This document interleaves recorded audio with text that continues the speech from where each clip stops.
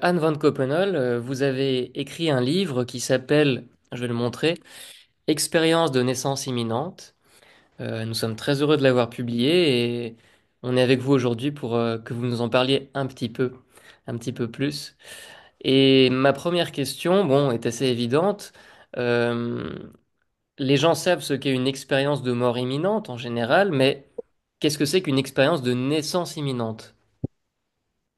Alors, pour moi, c'est plus ou moins le même processus. En fait, c'est l'expérience de mort imminente, elle est possible parce que notre conscience n'est pas liée à notre corps, elle est en dehors du corps humain. Et donc, des personnes qui vivent une expérience de mort imminente ont leur corps qui est mort ou malade, enfin en phase de mourir ou malades et leur conscience est quand même capable de voyager, d'être attirée vers l'au-delà et puis finalement revient se réincarner dans le corps.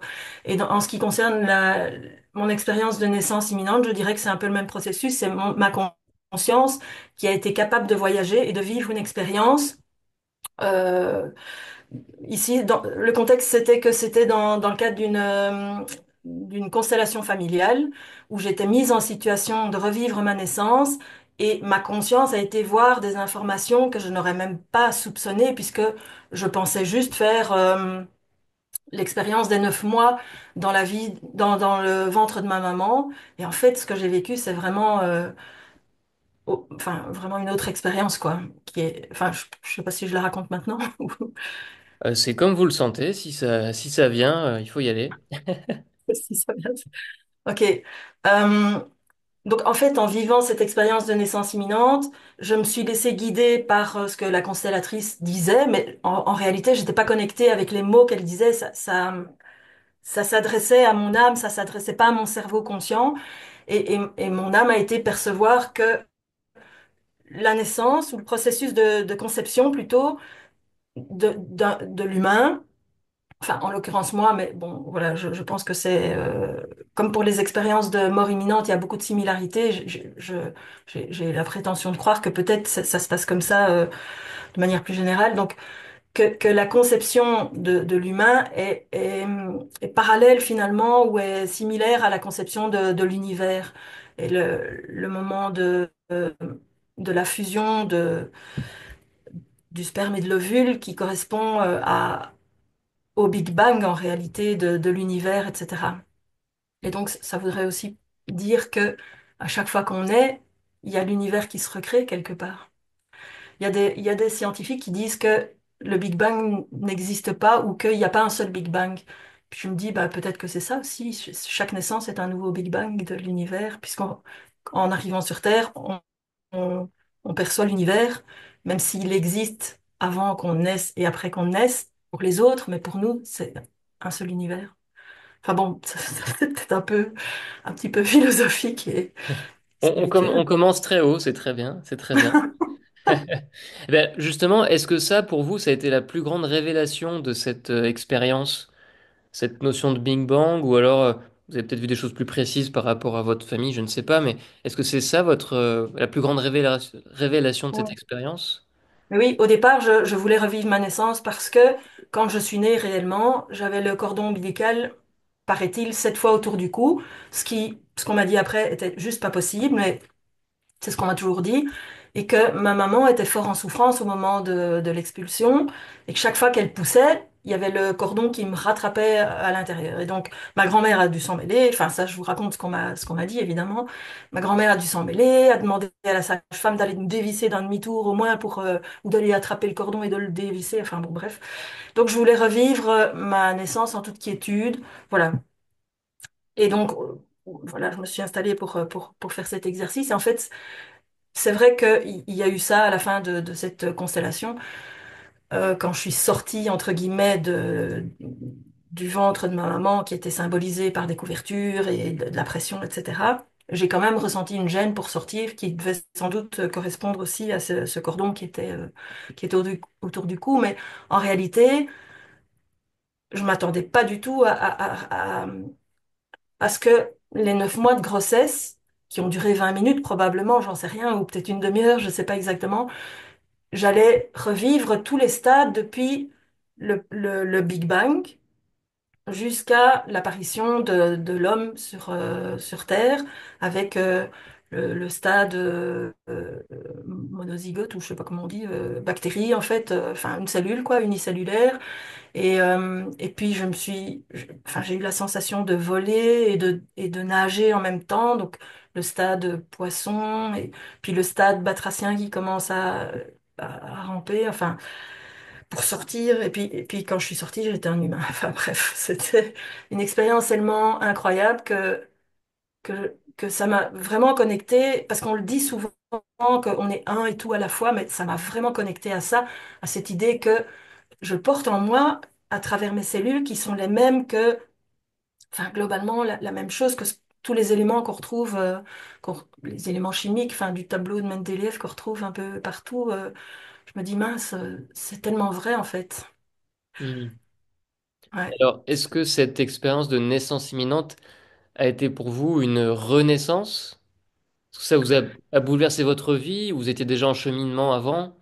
Oui, j'étais déjà en cheminement avant, donc ça faisait plusieurs années que j'étais dans un parcours de développement personnel parce que j'avais vécu des choses difficiles que je devais transcender. J'avais déjà écrit un livre d'ailleurs sur, on va dire sur la blessure d'abandon. Et mais enfin voilà, donc une fois qu'on met le pied dedans, c'est c'est comme un engrenage quoi. Et donc j'avais fait un parcours de coaching, et c'est bizarre parce que à la base, c'était même pas pour devenir coach, c'était parce que j'étais formatrice à l'époque et je ressentais le besoin d'accompagner autrement les personnes avec qui j'étais en formation. Donc à la fin d'une formation, souvent les gens me disaient, OK, j'ai tout compris, c'est très bien, mais comment je fais pour implémenter ça dans ma réalité, dans mon terrain, quoi. Et du Hmm. coup, je m'étais dit, ah ouais, c'est une autre posture, c'est la posture de coach. Donc voilà, je me suis inscrite à une formation de coach. Euh, et en réalité, je me disais, enfin, ça faisait longtemps que je voulais faire ça, c'était pas le bon moment parce que financièrement, c'était difficile. Et puis, à un moment donné, je me suis dit, oh zut, c'est moi d'abord, je me choisis. Et donc, j'ai décidé de mettre les moyens, et tant pis, on verra bien, etc. Et puis, c'était vraiment le bon moment parce que ça coïncidait avec le décès de mes deux parents coup sur coup. Et donc, ça m'a permis aussi de vivre ce décès enfin, avec une autre approche, quoi. Franchement, c'était nickel, quoi. Enfin, je veux dire, j'avais les outils pour passer à travers ce deuil. Je me suis tellement félicitée d'avoir choisi ce moment-là pour le faire. Et Hmm. puis, enfin voilà, et de fil en aiguille, j'ai suivi un parcours de gardienne de la terre avec des outils du chamanisme. Et puis c'est comme ça qu'après, en ayant goûté à l'invisible et au spirituel, j'avais envie de continuer par les constellations. Mais alors, pourquoi est-ce que vous avez écrit ce livre? Est-ce que c'est simplement pour partager cette expérience de naissance imminente que vous avez vécue, qui est assez extraordinaire? Ou est-ce que c'est pour aider les gens à vivre la même? Je ne sais pas si c'est une expérience reproductible, hein, si on parle comme les scientifiques, ou alors est-ce que c'est pour les pousser à cheminer vers quelque chose? Oui, en fait, au départ, enfin, quand l'exercice, entre guillemets, la constellation s'est terminé, j'étais ah, j'étais soufflée, quoi. La constellatrice a proposé à une autre personne de faire le même exercice, et la personne, elle a pas du tout vécu la même chose. Elle a rencontré son jumeau perdu dans le ventre de sa maman. Enfin bref, c'était pas du tout la même chose. Mais j'avais voulu quand même contribuer à cette constellation-là aussi, parce que je m'étais dit, tout le monde s'y est mis pour m'aider à vivre cette expérience-là. Je vais pas priver cette personne de vivre aussi une expérience. Et donc, voilà, j'étais toujours sous le choc, mais j'ai quand même participé. Et puis, enfin, j'ai tout de suite écrit aussi enfin, tous les souvenirs que j'avais de l'expérience, parce que j'étais dans un état de conscience expansée. Donc après, il fallait atterrir ça dans la matière, l'écrire. Enfin, et donc du coup, quand j'ai écrit le livre, j'ai pas voulu fantasmer l'expérience que j'ai vécue. Donc je l'ai relaté sur base des notes que j'avais prises pour pas romancer entre guillemets cette expérience. Et puis bon, je me suis dit, bah, je peux pas garder ça pour moi. Je dois absolument partager ça. Mais je me dis comment les gens vont se dire c'est un rêve, ou comment c'est possible de vivre une telle expérience. Du coup, j'ai fait tout un détour entre guillemets par une explication dans le livre sur ce qu'est la conscience expansée en fait, de se dire comment est-ce qu'on peut être amené à vivre ce genre d'expérience? Et c'est pareil un peu pour les EMI aussi, sans doute. Donc, on a le corps, on a le cerveau, on a la conscience, enfin, on a l'âme qui vient s'incarner, qui nous donne, qui est connectée au champ informationnel, etc. Donc, j'avais besoin d'expliquer ça aussi.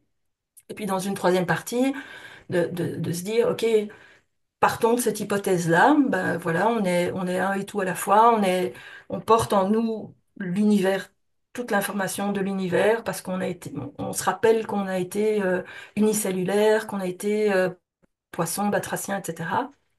Ben, quelles sont comment dire, pas les conséquences, mais enfin, ça ouvrait un champ de questions énorme, donc j'en ai sélectionné quelques-unes, parce que je pourrais écrire un deuxième livre avec plein de questions supplémentaires, mais et voilà, et du coup, j'avais envie de poser ça sous forme de, voilà, je donne un avis, je plante une petite graine et je développe un petit peu, puis j'invite le lecteur à se poser aussi cette question-là, ou oui, enfin voilà, ou pas adhérer, on n'est pas obligé d'adhérer aux hypothèses que je pose là. Alors, dans votre livre, les gens peuvent s'en douter, vous parlez beaucoup d'intuition, c'est un peu la notion de GPS, d'énergie, d'âme, évidemment. Est-ce que c'est un livre qui s'adresse à tout le monde ou est-ce que, par exemple, les esprits très cartésiens peuvent prendre ce livre et y trouver de la science aussi ou voilà. Oui. En fait, à la base, je suis aussi très cartésienne. J'ai fait des sciences humaines, mais c'est des sciences quand même où on m'a vraiment appris à développer, poser des hypothèses, faire des vérifications, des conclusions, etc. Donc je viens de là. Donc c'est vrai qu'à un moment donné, j'ai été, comment dire, surprise d'apprendre que je pouvais aussi être connectée à l'invisible, alors que franchement, on me l'aurait dit il y a 10 ans, je l'aurais pas cru. Enfin, disons un peu plus maintenant. Mais donc, je pense que c'est, oui, c'est une hypothèse, mais je documente quand même avec beaucoup d'éléments qui sont issus des neurosciences ou des sciences quantiques, sans être une spécialiste, je le précise, et voilà, en faisant des références et en invitant les curieux à aller voir des vidéos dont je mets les liens ou d'aller lire des choses complémentaires. Voilà, moi je pense que franchement, enfin, c'est comme pour les EMI, alors à la limite, hein, on pourrait se dire, est-ce que ça existe vraiment ou pas? Il y a quand même beaucoup d'études qui montrent, la, enfin, voilà, qui relatent ce genre d'expérience. Donc, voilà, moi, je me dis que ça, pour les personnes curieuses, en tout cas, qui ont envie de comprendre un petit peu le sens de la vie et le sens de l'incarnation. Parce que, voilà, moi, je crois on n'est pas des êtres humains qui vivent une expérience spirituelle, mais qu'on est des êtres spirituels qui vivent une expérience humaine, qu'on est une âme qui vient s'incarner à un moment donné dans un corps pour vivre une expérience. Et le but de la vie, pour moi, c'est de entre guillemets, découvrir quel est ce contrat d'âme qu'on avait signé avant de s'incarner, dont on ne se rappelle pas à la naissance, et, euh, et que peut passer toute notre vie en mode pilote automatique sans et puis voilà on vit on meurt voilà ou bien on essaye de se rappeler de se reconnecter à ce qu'on était venu faire et ce qui est formidable c'est que notre âme elle sait et qu'on a des outils grâce au GPS en fait on a des outils pour s'en rappeler. D'ailleurs maintenant je suis en train de mettre au point un atelier justement sur le GPS intérieur pour aider des personnes à se reconnecter à cette mission d'âme avec tous les ingrédients du GPS intérieur. Alors, votre livre commence par une phrase avec une tournure assez originale. Vous dites il était chaque fois. Est-ce que vous Mais pourriez oui, nous expliquer le sens de cette formule? oui. Ben parce que je crois que chaque fois qu'on se réincarne, on redownload toutes les infos de l'univers ou enfin, depuis le Big Bang, ce Big Bang-là, on va dire, jusqu'à ce que, on naisse incarné en humain.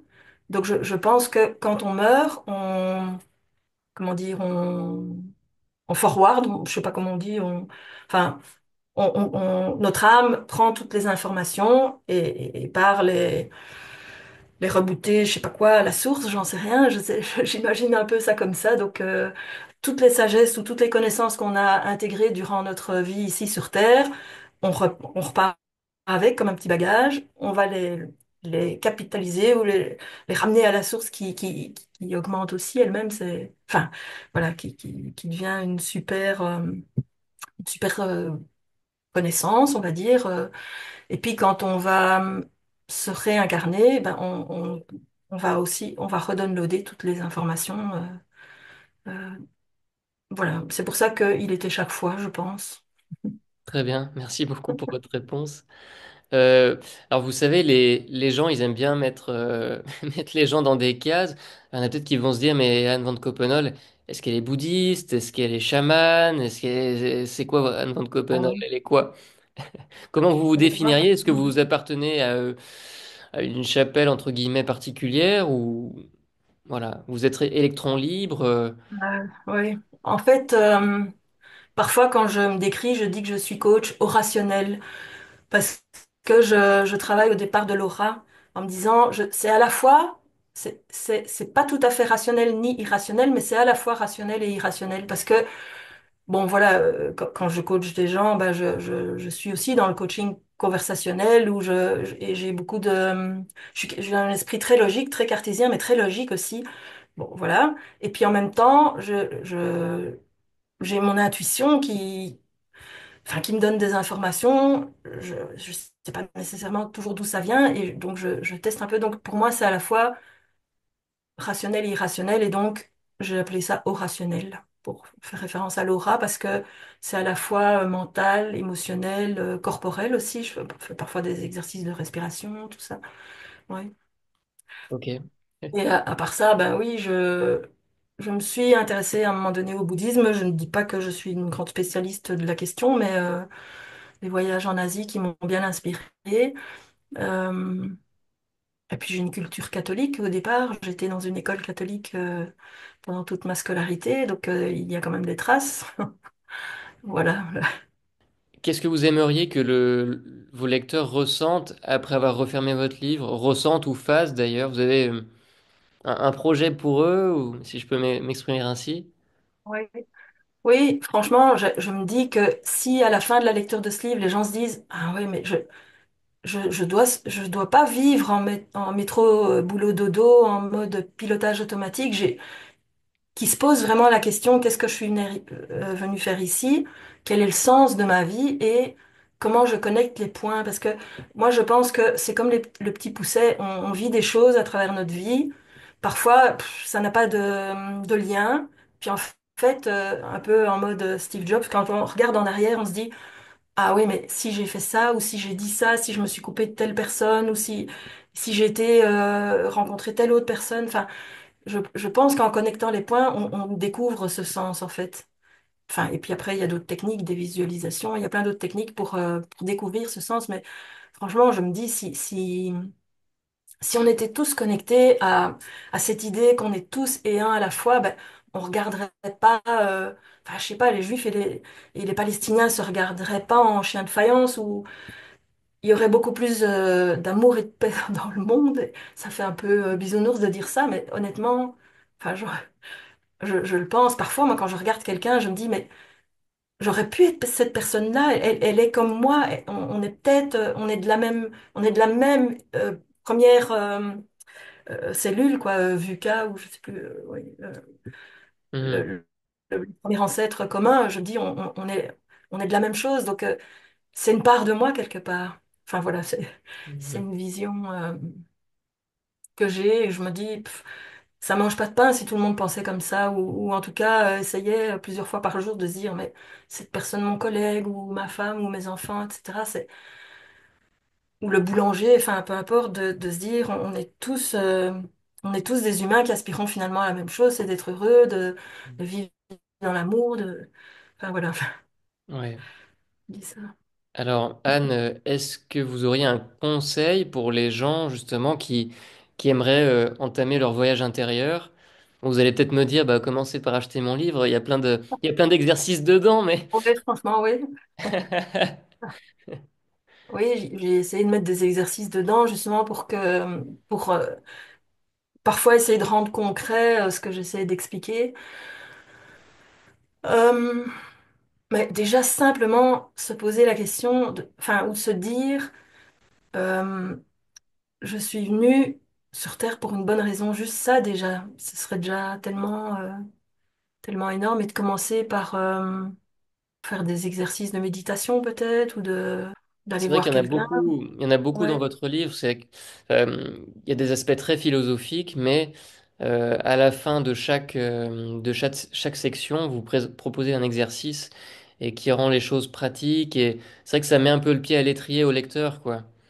ouais, Et ça, c'est ouais, très ouais, bien. ouais. Enfin, oui, vous le prenez un peu par la main et à force de faire les exercices à la fin du livre, bon, on- a priori, le lecteur aura déjà beaucoup cheminé et se sera posé beaucoup de questions, quoi.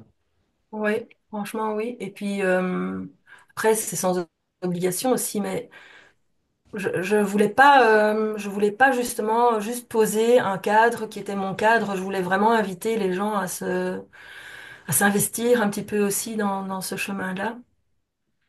Après, par exemple, j'avais aussi développé une méthode que j'avais appelée Destiny, qui permettait justement, mais ça c'était en individuel, à une personne de cheminer aussi vers le meilleur avenir.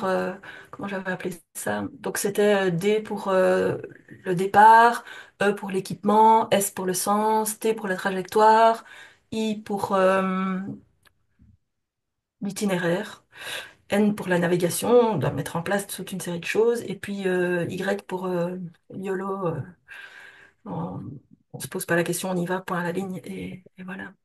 Et franchement aussi, à travers plein d'exercices que je proposais, donc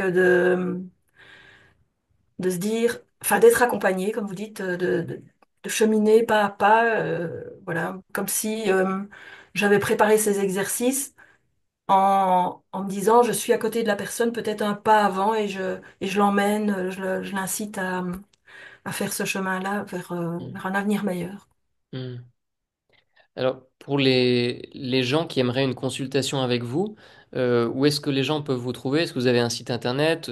Bon, vous êtes en Oui, Belgique, hein, a priori, ce sera plus facile pour les Belges. Mais voilà, où est-ce qu'on peut vous trouver? Et puis, quelles sont les cordes que vous avez à votre arc en termes de méthode? Est-ce que vous pouvez présenter un petit peu votre oui, activité dans ce domaine? oui. Donc, ouais, effectivement, je suis en Belgique, plus précisément à Louvain-la-Neuve, au sud de Bruxelles, et j'ai un site internet qui s'appelle cham-anne.com. Et là, honnêtement, pour le moment, je fais essentiellement des constellations en groupe ou des constellations individuelles et des constellations dans la nature. Là, il va commencer à refaire beau, donc ça va être chouette. On va pouvoir retourner dans la nature pour faire des constellations. C'est vraiment très puissant. Et là, donc, je vais développer un atelier que je vais tester à la mi-juin, et puis que je pourrais proposer quand il sera, pour l'instant c'est un peu pilote on va dire, et que je pourrais proposer quand il sera finalisé sur le GPS intérieur justement. Et ça je propose de le faire en petit groupe. Comme ça aussi, on s'entraide à faire, enfin, on partage ensemble les avancées, euh, à travers les exercices et les échanges, quoi. Ouais.